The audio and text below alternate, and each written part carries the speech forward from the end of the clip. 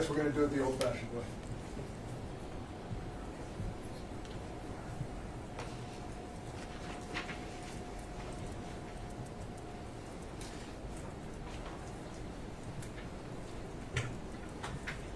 It's my honor and my privilege to address you for the last time in what has been a long case, a case with a lot of emotions for everyone concerned. And Mr. Ball brought a lot of emotion to his closing argument. I'm going to ask you once more to look at the facts and to look at the law. And I'm also going to ask you to think about what justice really means. I began my career as a federal prosecutor. Above my desk, I had a quote. Still have it. It's from a book called Shantaram. And it says, justice is not just how we seek to punish those who have offended us. It is also how we try to save them. That is the balance that we seek to strike.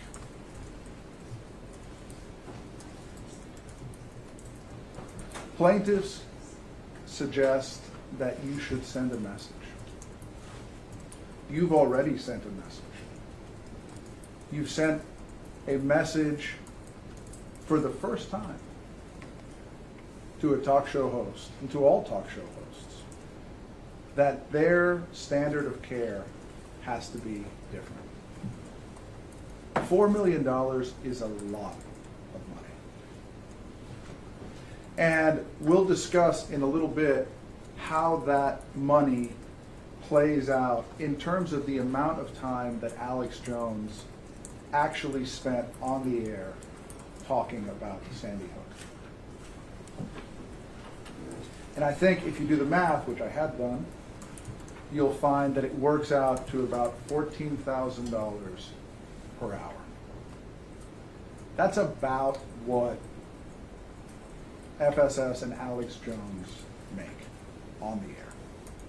And as you all already know, what we have in evidence is, I think it was 18 hours and 40 minutes.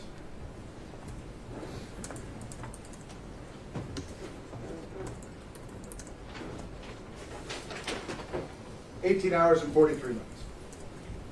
Keep that number in mind for what it's worth. I'd also ask you, who else needs a message? I talked a little bit about this idea that Alex mentioned from the stand of what it meant to grab two sets of people and treat them like pit bull dogs and throw them into a pit with each other. And I agree with Mr. Ball. These cameras are here for a reason. That's what they want to watch. They want to watch us tear each other apart on national television. And they want one side to die. That's what people want to see. And you were under tremendous pressure yesterday to make that happen. And you stood up to that pressure and you rendered a verdict based on reason and sense, which is what you should do again. First of all, this case is not captioned "The people of the United States of America versus Alex Jones." It's captioned "Neil Heslin and Scarlett Lewis versus Alex Jones and Free Speech Systems." The verdict you render on exemplary damages is for Mr. Heslin and Ms. Lewis. And that's where the money will go, over here. It's not for the people of Sandy Hook. And it's not for the United States. It's for Neil Heslin, Scarlett Lewis, and the people who made sure they come here. All 12 of you must agree. I'm sure yesterday was difficult. I've been part of this process going on 20 years. And my God, do I know how hard it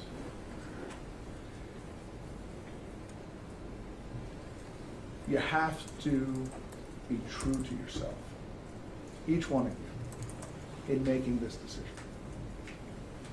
You speak with one voice, but you are individuals. Never give up, never surrender your own firmly held beliefs.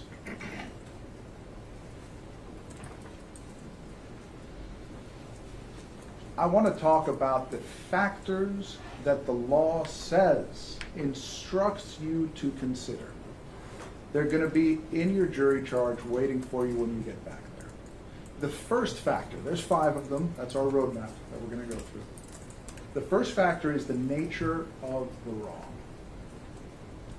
We've all, as I said, now devoted more time to talking about Sandy Hook in this courtroom than Alex Jones ever did in the evidence on the air. Alex Jones is a talk show host whose byline is tomorrow's news today. I mean, just think about that for a second. Tomorrow's news today. He ran with a story irresponsibly. He shouldn't have done it. He explained to you why it happened. And he said, I shouldn't have done it. It was crazy. I was wrong. And we have changed things. Every InfoWars employee who came talked about that. Now, despite having made a mistake, he was reporting on a topic of national importance. And we should keep that in mind.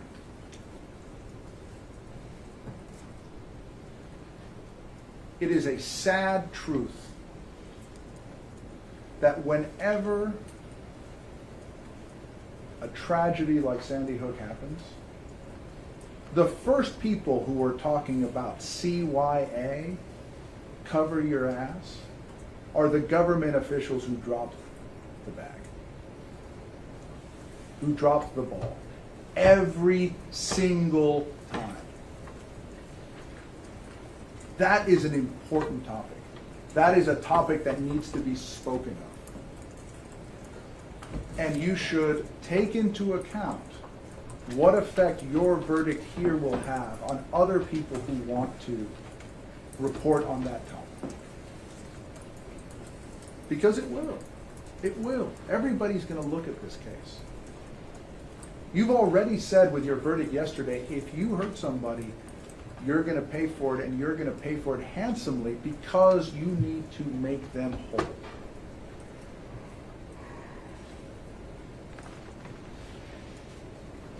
Let's look at the character of the conduct.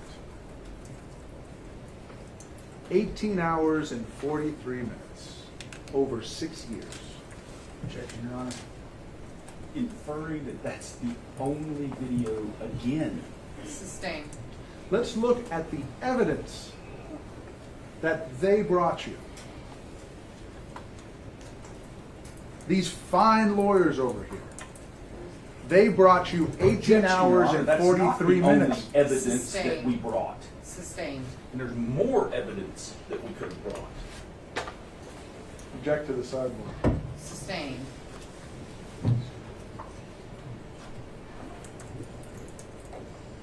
They chose what evidence they wanted to have in this case. That objection, Okay. Your Honor.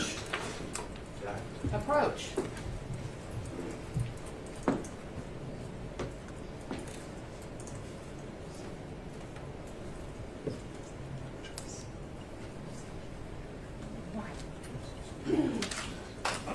Don't do it again.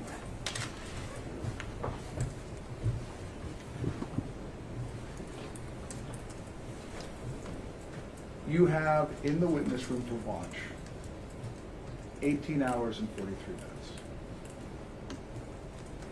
That is 0.16%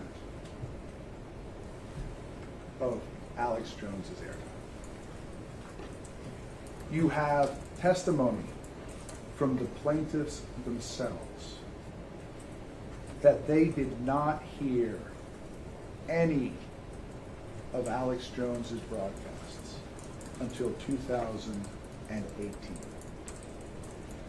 You have in evidence that Alex Jones never said Scarlett Lewis's name. You have in evidence that Alex Jones mentioned Neil Heslin's name for the first time in 2017 after Mr. Heslin went on the Megyn Kelly show. You have in evidence that Alex Jones never issued a call to action to anyone to do anything to Mr. Heslin and Ms. Lewis.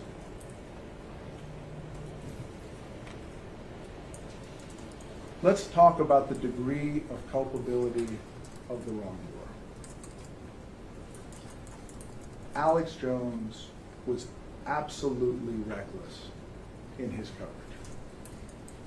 He shouldn't have trusted Halbig. He shouldn't have trusted Pachenik. It was wrong, and he admits it. Now, when you look at the degree of culpability of Alex Jones, keep in mind the national conversation. Keep in mind the truthers who were online and who had been online. Remember Detective Jewis's testimony regarding the websites. I think we also have it from Becca Lewis regarding the hundreds of videos and websites about this stuff that she saw and she reviewed. Think about the Clinton campaign and how they weaponized the suffering of the Sandy Hook families. Not in evidence. Sustained.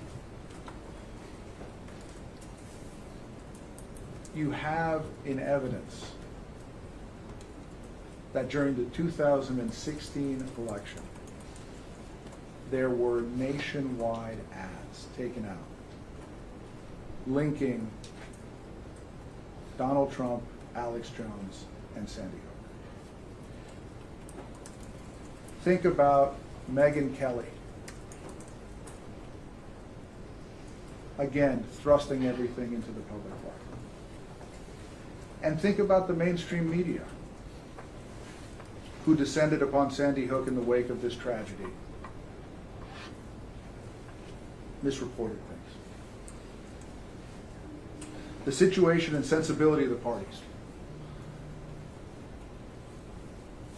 Everyone in this room feels sympathy for Mr. Heslin and Ms. Lewis.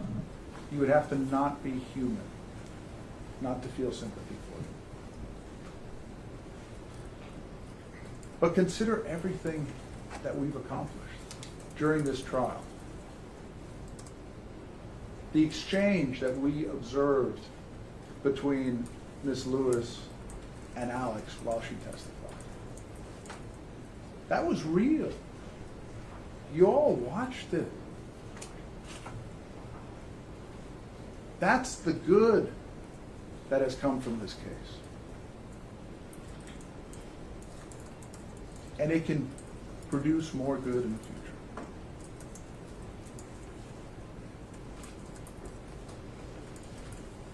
The plaintiffs have a big voice. And that voice was yours yesterday. That voice has been repeated. They've been heard, and that's important. Let's talk about why Mr. Heslin and Ms. Lewis are so upset. They are upset because someone convinced them that 1 out of 4 Americans wants to hurt them. Did Alex Jones do that? It's crazy. Did Alex Jones do that? No.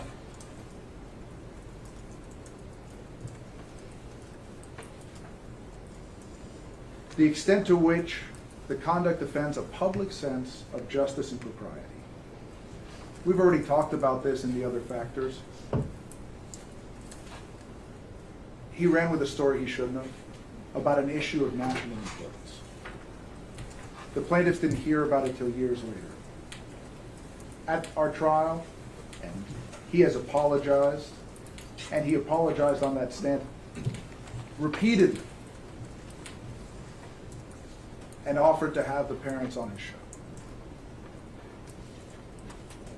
Let's talk about net worth.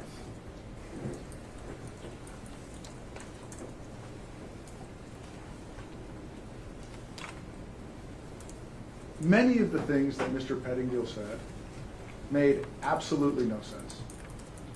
One of them is that somehow you can take both FSS and Alex Jones and somehow together they're worth $270 million. We've heard so many times here, Alex Jones is FSS, all right? There's no FSS without Alex Jones. At most, you could infer that the future value of Alex Jones's services may be that amount. But I don't think that's supported by the evidence either. We didn't get any evidence as to what Alex Jones actually has today.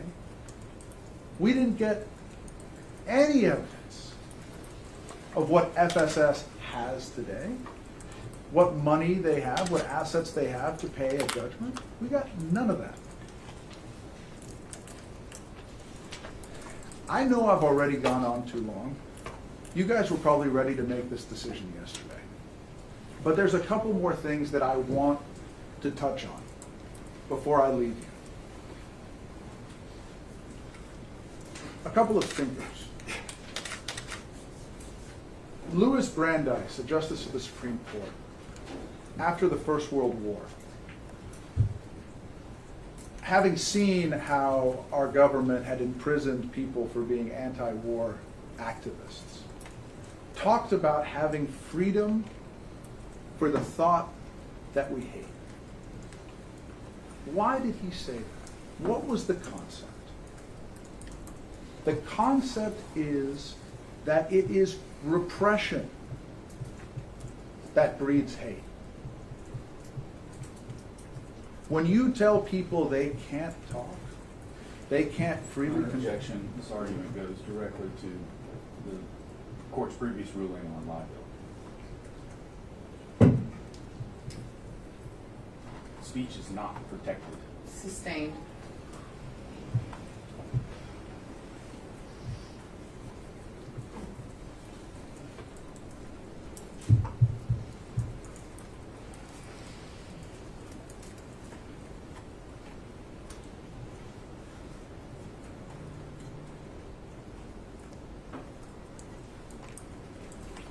You did something extraordinary yesterday. You returned a verdict based on facts and reason, despite tremendous pressure. You've already sent a message to Alex. You get to speak. You have freedom of speech in this courtroom. You are the most important people in this courtroom. The most important. You are the deciders, and you do get to talk. No matter what anybody says, you get to talk.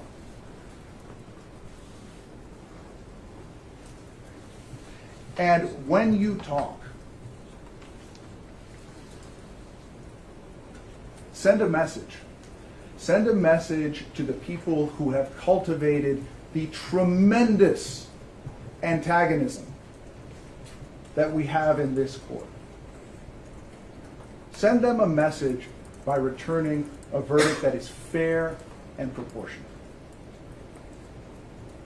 I suggest to you that the way to do that is by taking the gross sum made, $14,000 an hour, and multiplying it by the amount of hours on those videotapes that you have. It's about $270,000. Return a verdict that is proportionate, that respects the effect that your judgment will have, and say to the people that have bred this tremendous antagonism, you will not be rewarded.